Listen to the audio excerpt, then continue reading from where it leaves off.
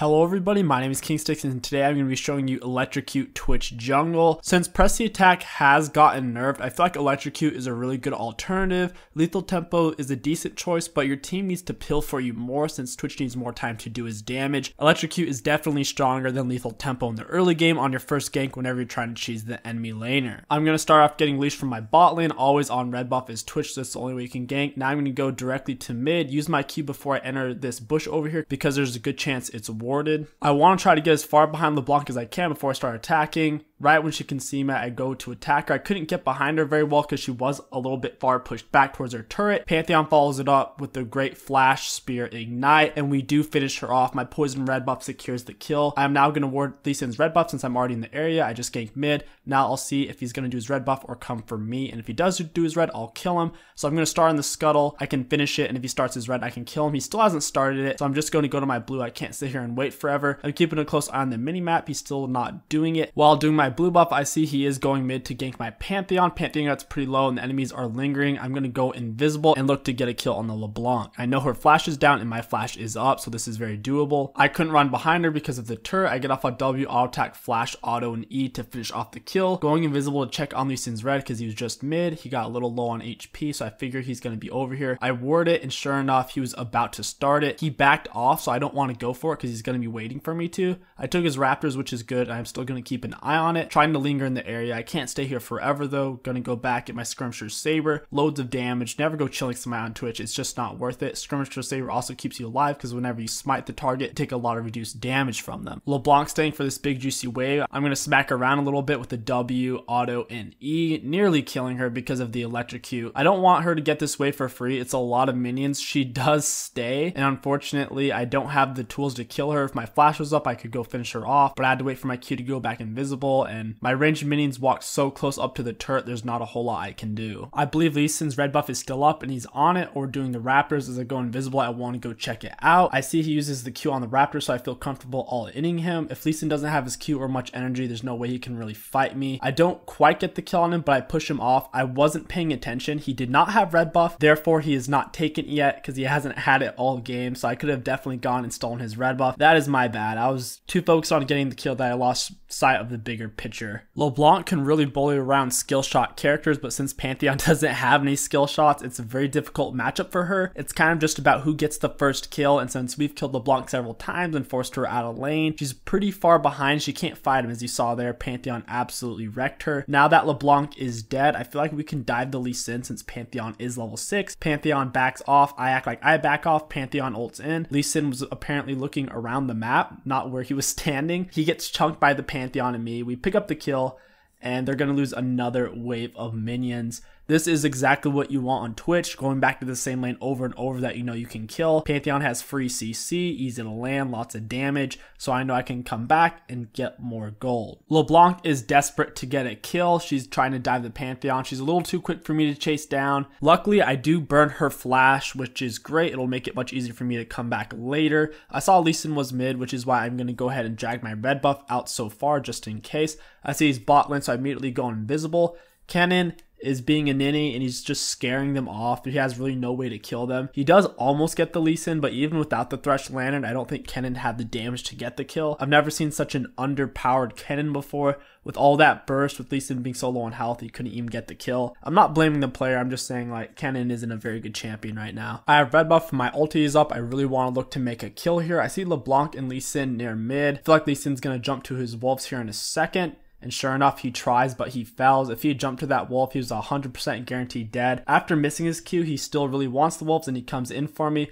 LeBlanc goes in on me as well. I flash away to try to make some distance in between me and the Lee Sin. Lee Sin held on to his Q, so it didn't do much. I whip out my ultimate, Pantheon backs me up, and we destroy them. Foolish of them to think they could 2v2 us, considering how fed me and Pantheon are. After killing both of them, I want to go into Lee Sin's jungle, since I know he can't contest it. I checked the red buff, it was down, and I didn't want to stay to do the raptor. Since Garen was roaming around in the area, it could have been a very bad situation. He could have just flashed on me, Q'd, ulti, and I would have been dead. I was fairly certain that this was the fake LeBlanc. I wanted to make 100% sure that it was. I attack it, and I didn't even think that I might get ambushed over here as I'm finishing off my raptors. You can even briefly see LeBlanc on the minimap mid moving towards me. Lee Sin comes out of nowhere and comes straight for me. I would have easily had him in a 1v1 since I red smited him, but then all of a sudden LeBlanc jumps the wall and kills me. Lee Sin was on the verge of dying from my red smite burn and my poison, but his triumphant kicked in and therefore he got away. A little greedy on my part. Whenever I saw the LeBlanc clone there, I should have known something was up. It was such a strange situation because at the time my red buff wasn't even up, so why was LeBlanc and Lee Sin going to get me at my raptors? That's very little to take. The odds of me being at my raptors are so low, it just seems like their time would be best spent somewhere else. Garen is playing really passive. I'm going to play it slow. Even if he figures out that I'm here because of his turret, it doesn't matter.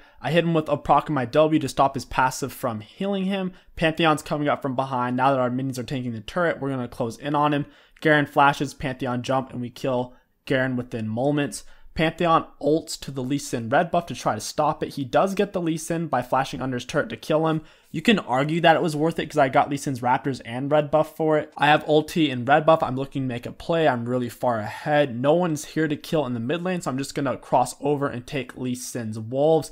Lee Sin hits me with the Q. I use my ulti. Lee Sin has no ultimate. I gun him down, finishing him off with my E at full stacks. I'm immediately going to run because LeBlanc was bot lane. Now she's missing. Caitlyn closed in on me. It was a good thing I ran when I did. Otherwise, I would have been minced meat. And sure enough, I run past 2 pink wards, so if they did get on top of me, I was definitely screwed. The upcoming fight is really baffling. Right now, I'm just trying to heal, preparing for the fight. I still have my red buff, and my team is grouping. As long as Alistar tanks, even if I am half health, it's not that big of a deal. As we're taking the blue buff, Pantheon gets collapsed on pretty hard and goes down. We pick off the Lee Sin, trading the Pantheon for it. Garen has no ultimate. And now Draven's attacking the Gromp for some reason. LeBlanc tellies in, so it's a 3v3 right now against the Caitlyn. And then it turns into a 3v4 with a Thresh there. But since Alistar's on his ult, he can easily tank it. Draven just finished the Gromp and started helping. Garen definitely would have been dead by now. I nearly killed him myself. I flashed the wall. My ultimate is finally up. I go invisible. And I'm looking to make a play standing on the outside of Thresh's red vision.